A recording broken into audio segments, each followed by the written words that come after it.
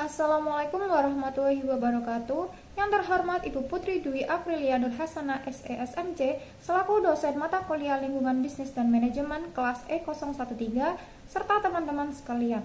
Sebelumnya perkenalkan kami dari kelompok 2 mata kuliah Lingkungan Bisnis dan Manajemen kelas E013 akan menjelaskan materi mengenai pengelolaan kinerja dan mutu, rantai nilai, teknologi informasi, dan elektronik bisnis.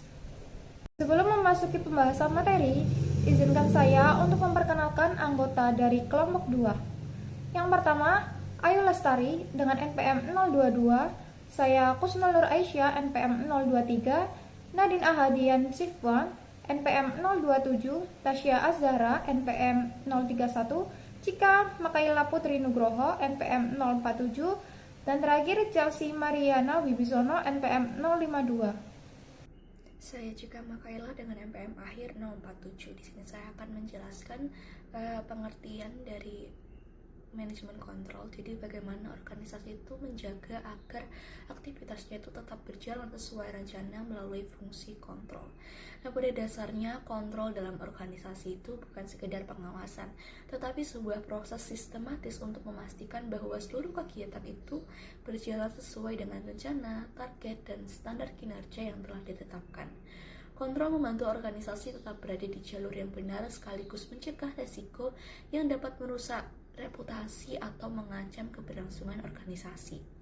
Dalam praktiknya, kontrol juga berkaitan dengan kebijakan yang jelas seperti aturan penggunaan internet di tempat kerja.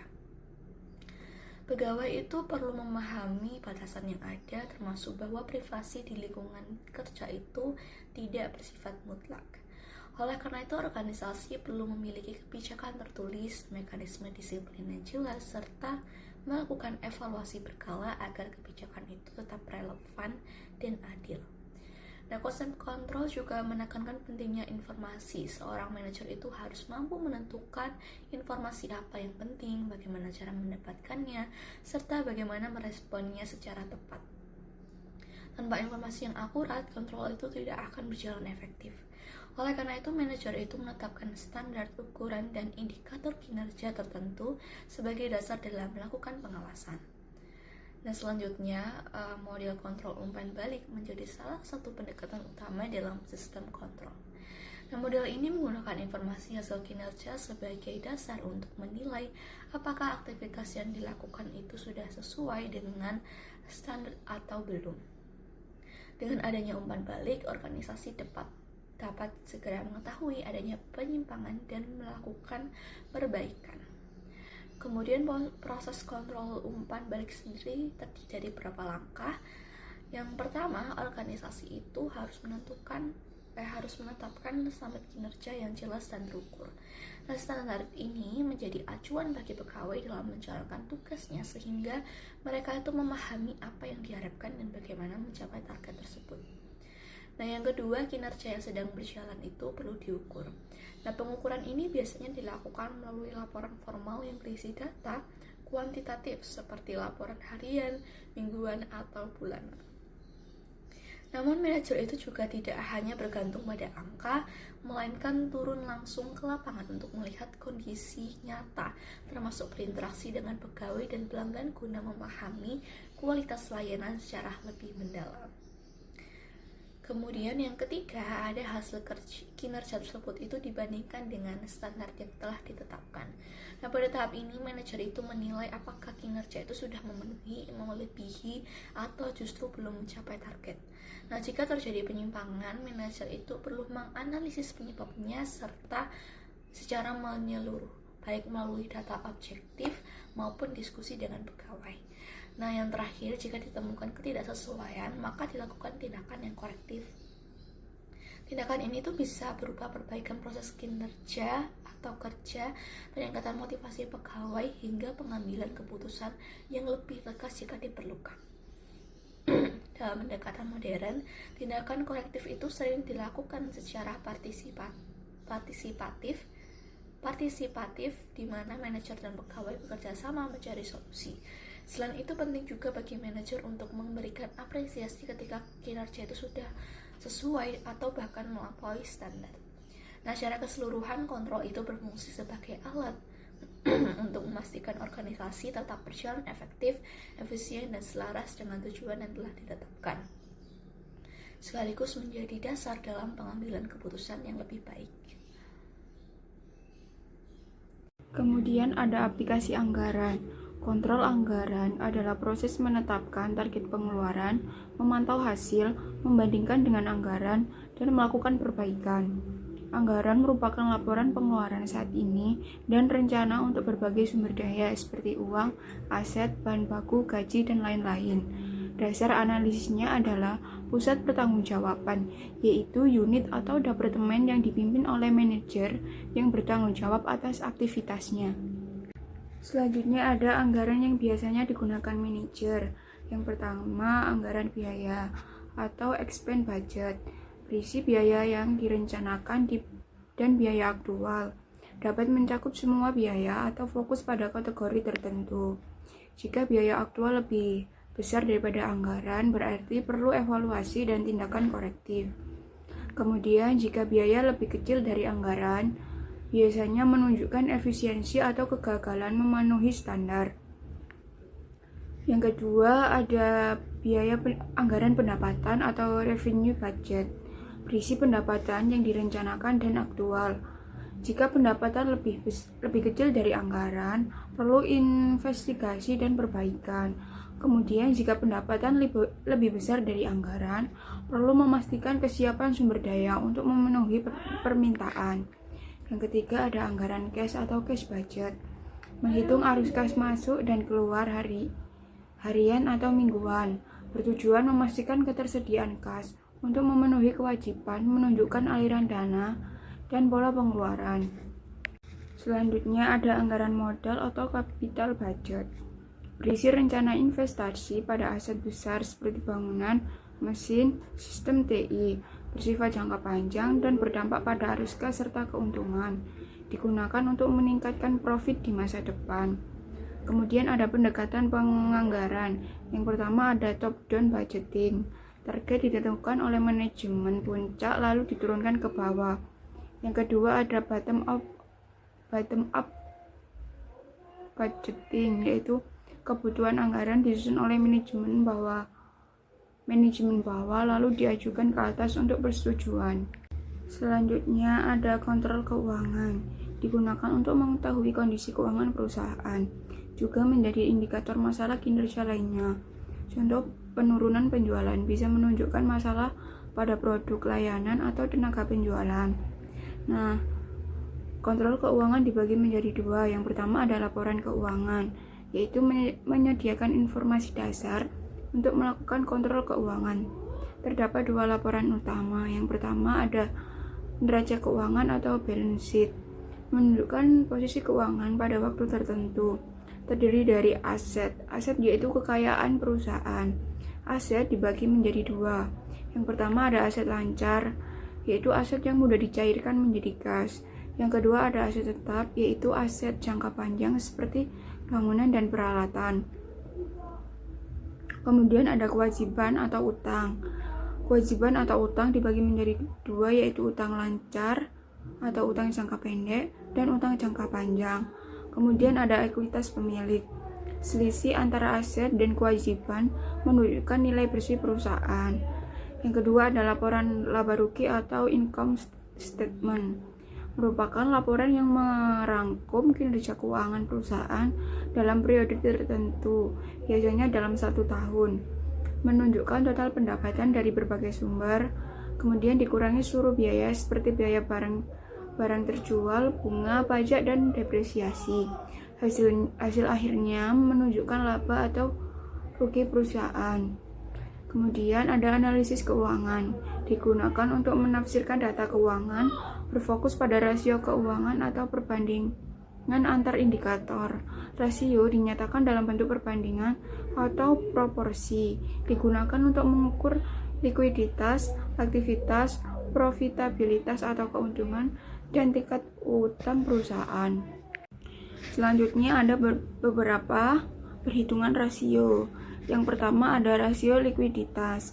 Rasio likuiditas atau liquidity ratio yaitu merupakan perbandingan keuangan yang menunjukkan kemampuan organisasi untuk memenuhi kewajiban utangnya. Perhitungannya yaitu rasio lancar sama dengan aset lancar dibagi dengan kewajiban lancar. Kemudian ada rasio aktivitas. Rasio aktivitas merupakan rasio keuangan yang mengukur kinerja internal organisasi yang berhubungan dengan aktivitas penting yang ditentukan oleh manajemen. Perhitungannya yaitu jumlah penjualan dibagi dengan persediaan rata-rata. Kemudian ada rasio konversi. Rasio konversi adalah indikator dari keefektifan perusahaan dalam mengubah penelusuran menjadi penjualan. Perhitungannya yaitu permintaan pembelian dibagi dengan pemeriksaan pelanggan. Kemudian ada rasio keuntungan. Merupakan rasio keuangan yang menggambarkan keuntungan milik perusahaan yang berkenaan dengan sumber daya keuntungan, misalnya penjualan atau jumlah aset. Perhitungannya yaitu ada dua perhitungan. Yang pertama menggunakan margin keuntungan dari penjualan, yaitu laba bersih dibagi dengan penjualan. Kemudian yang kedua yaitu margin kotor, yaitu pendapatan kotor dibagi dengan jumlah penjualan. Kemudian ada ROA atau Return on Total Asset, adalah alat ukur berharga untuk membandingkan kemampuan perusahaan untuk menghasilkan pendapatan dengan peluang investasi lainnya. Untuk perhitungannya yaitu pendapatan bersih dibagi dengan jumlah aset. Kemudian ada rasio leverage. Leverage merupakan aktivitas pandangan dengan uang pinjaman. Perhitungannya yaitu jumlah utang dibagi dengan jumlah aset. Perkenalkan, saya Tasya Azahra dengan NPM akhir 031. Pada bagian ini saya menjelaskan tentang Total Quality Management atau TQM. TQM adalah suatu pendekatan manajemen yang menekankan bahwa kualitas itu menjadi tanggung jawab seluruh anggota organisasi, bukan hanya bagian tertentu saja. Jadi semua orang di dalam perusahaan itu juga harus berkontribusi dalam menjaga dan meningkatkan kualitas. Selain itu, TQM itu juga berfokus pada perbaikan secara terus-menerus, yang berarti perusahaan itu tidak hanya puas dengan kondisi saat ini, tetapi selalu mencari cara untuk menjadi yang lebih baik. TQM berfokus pada 3 hal, yaitu kerjasama tim antar bagian, kemudian kepuasan pelanggan ini menjadi prioritas utama, dan efisiensi biaya. Bisa dikatakan bahwa TQM ini lebih ke arah budaya kerja yang menanamkan kualitas di setiap aktivitas perusahaan. Selanjutnya ada beberapa teknik yang digunakan perusahaan untuk menerapkan TQM. Yang pertama adalah metode Quality Circle, yaitu kelompok kecil pegawai yang secara rutin berdiskusi untuk menyelesaikan masalah yang berkaitan dengan kualitas kerja mereka. Kemudian ada benchmarking, ini membandingkan kinerja perusahaan dengan perusahaan lain yang lebih unggul supaya kita itu bisa belajar dan meningkatkan kualitas. Selain itu ada juga Six Sigma yang berfokus pada pengurangan kesalahan dan peningkatan kualitas secara sistematis. Lalu ada juga pengurangan siklus waktu. Ini untuk mempercepat proses kerja agar lebih efisien. Dan yang terakhir ada continuous improvement atau kaizen, yaitu perbaikan kecil yang dilakukan secara terus-menerus. Teknik-teknik ini itu membantu perusahaan untuk meningkatkan kualitas secara bertahap, namun secara konsisten juga. Kemudian terdapat faktor keberhasilan dan juga tantangan dalam penerapan TQM. Dari sisi positif, TQM bisa berhasil jika pegawai memiliki keterampilan yang baik, kemudian adanya kerjasama tim dan juga budaya perbaikan yang terus dilakukan. Selain itu, TQM itu juga dapat meningkatkan motivasi kerja dan kemampuan dalam memecahkan masalah. Namun di sisi lain ada juga beberapa tantangan seperti ekspektasi manajemen yang terlalu tinggi, kemudian manajer yang merasa kehilangan wewenang, serta kurangnya kepuasan atau keterlibatan dari pekerja. Jadi sebenarnya keberhasilan TQM itu sangat bergantung pada komitmen dan juga kerjasama dari semua pihak yang ada dalam organisasi itu sendiri. Selanjutnya tentang tren dan standar kualitas internasional. Di era globalisasi seperti sekarang ini, perusahaan itu dituntut untuk terus meningkatkan kualitas agar bisa bersaing di pasar global. Nah, karena itu banyak perusahaan mulai mengevaluasi sistem manajemen dan juga kontrol mereka agar lebih efektif dan juga efisien.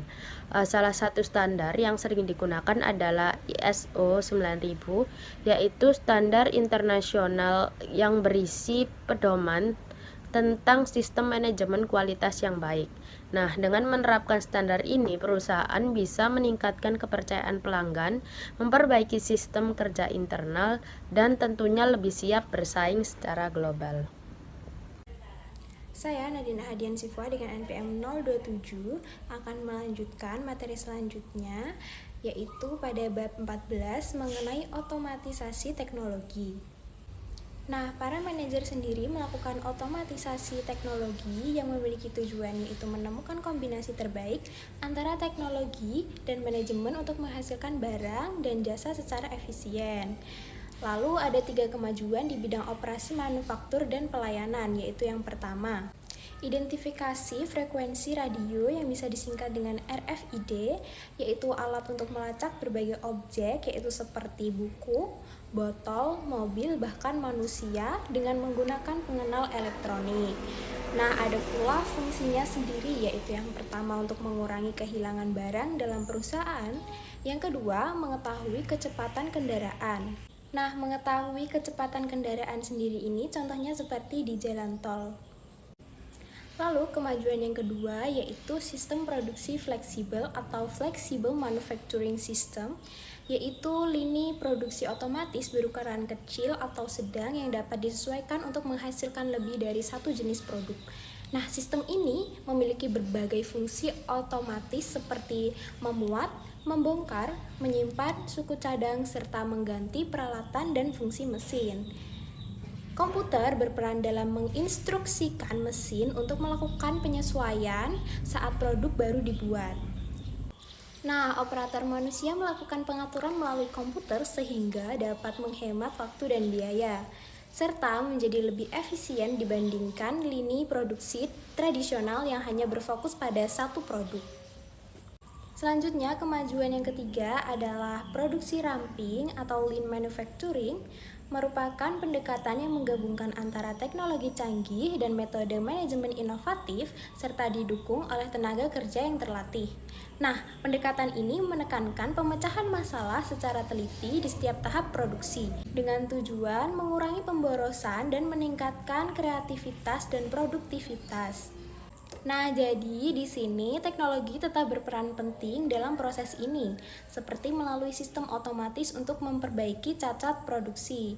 Namun, inti utama dari produksi ramping tetap terletak pada peran manusia. Saya Chelsea Mariana Wibisono dengan NPM Akhir 052. Pada slide ini saya akan membahas bagaimana teknologi informasi telah mengubah manajemen.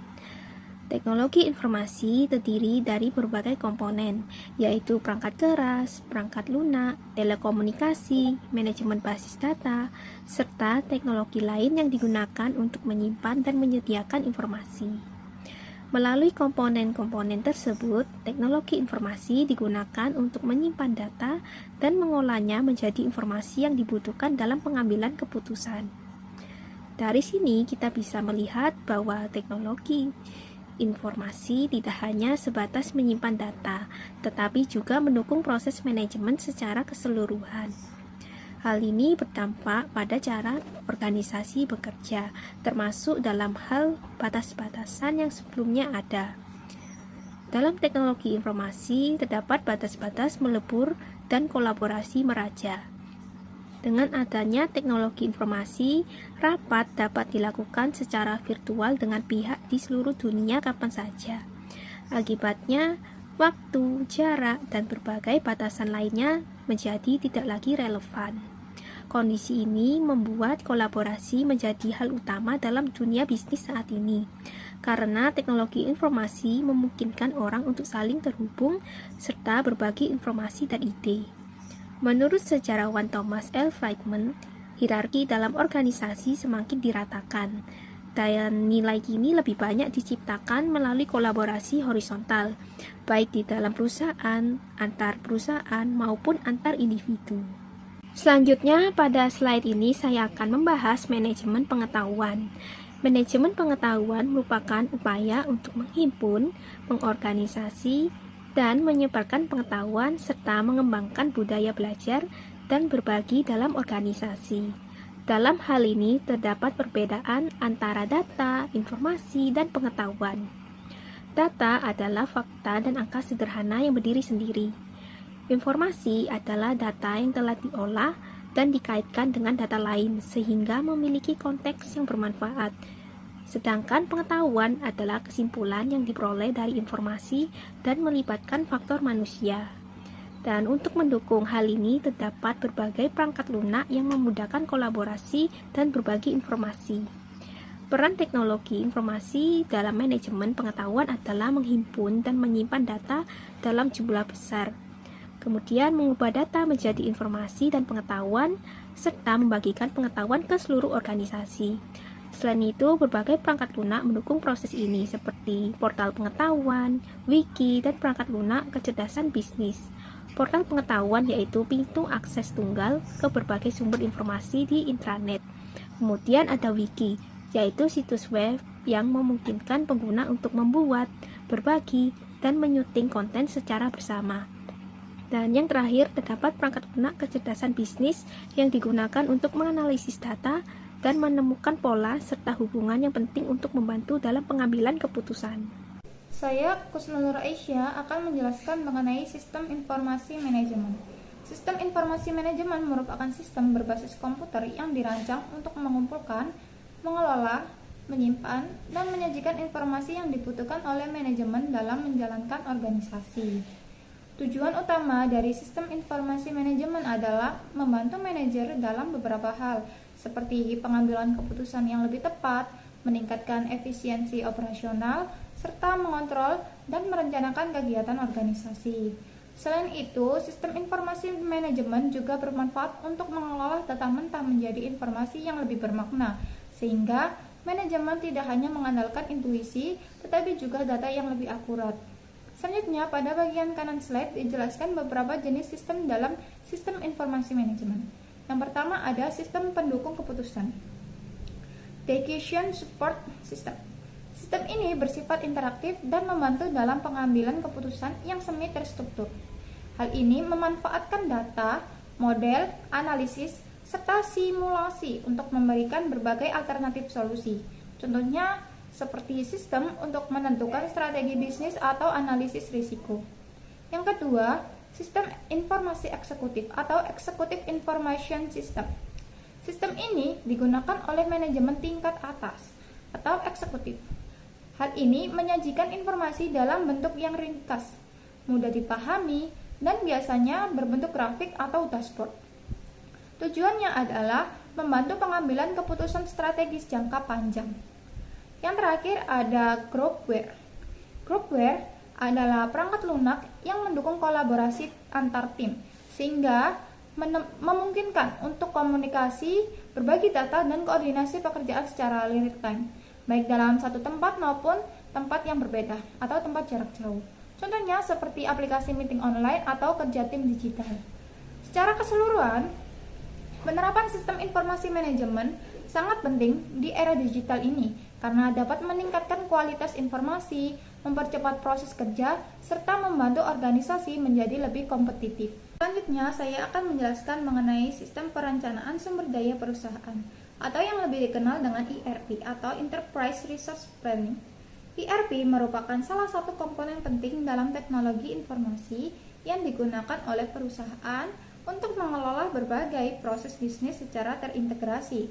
Sistem ini mengumpulkan, memproses, dan menyediakan informasi dari seluruh bagian perusahaan dalam satu sistem yang saling terhubung. Artinya, Semua aktivitas seperti produksi, penjualan, keuangan, hingga sumber daya manusia tidak berjalan sendiri-sendiri, tetapi saling terintegrasi dalam satu sistem yang sama. ERP memiliki peran penting dikarenakan dapat membantu perusahaan memahami kebutuhan pelanggan, dapat mengelola pesanan, hingga mendukung proses distribusi dan pembayaran secara lebih efisien.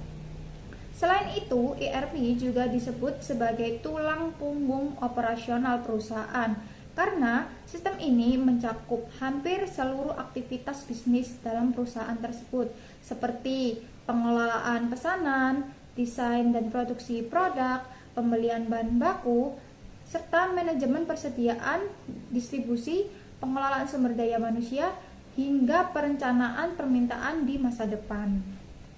Dengan adanya ERP, perusahaan dapat meningkatkan efisiensi kerja, mengurangi kesalahan, serta mempercepat pengambilan keputusan karena semua data tersedia secara real-time dan terintegrasi. Jadi, dapat disimpulkan bahwa ERP sangat penting dalam membantu perusahaan berjalan lebih efektif, efisien, dan kompetitif di era digital saat ini. Nah, dari pembahasan yang telah kami sampaikan, kita dapat melihat bahwa pengelolaan kinerja dan mutu tidak bisa dipisahkan dari peran rantai nilai dan teknologi informasi, termasuk electronic business. Oleh karena itu, penting bagi kita untuk mulai beradaptasi dan memanfaatkan teknologi secara optimal, agar mampu bersaing di tengah perkembangan zaman. Terima kasih atas perhatian yang telah diberikan.